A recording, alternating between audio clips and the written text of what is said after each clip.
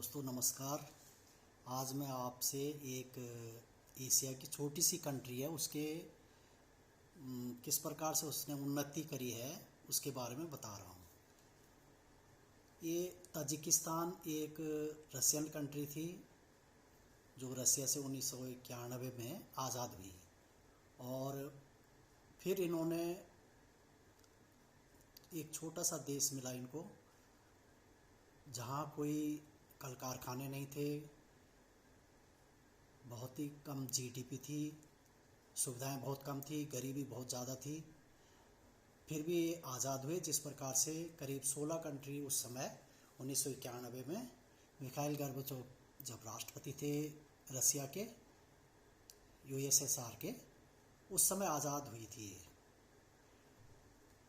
तो इन्होंने कई और भी देशों से समझौते के उस समय अपने देश को चलाने के लिए, उनमें से ईरान से इन्होंने तेल आयात करने का एक समझौता किया था।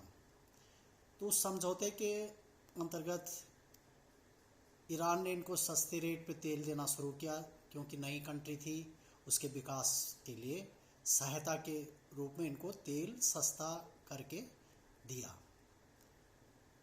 लेकिन कुछ सालों तक ये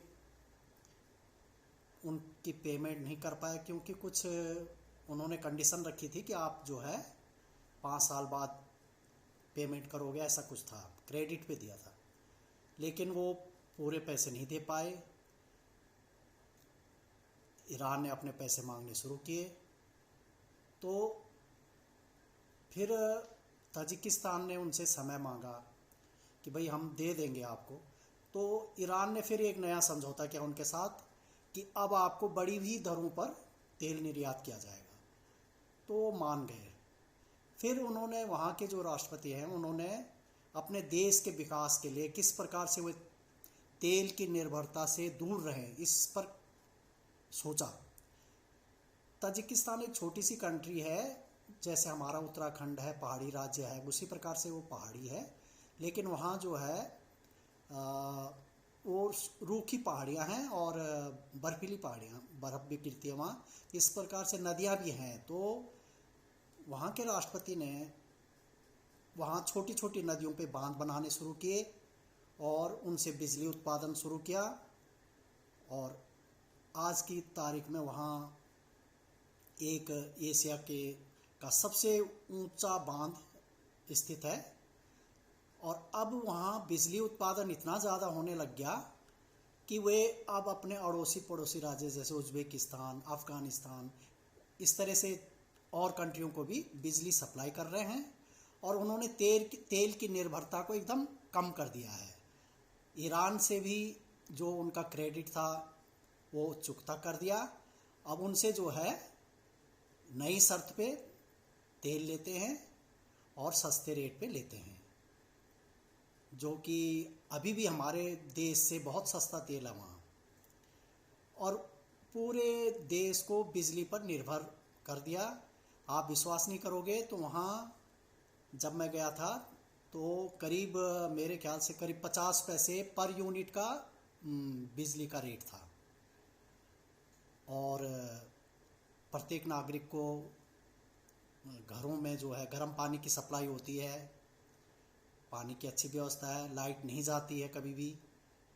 और आज बिजली पे इतना निर्भर हो गया देश, आत्मनिर्भर हो गया।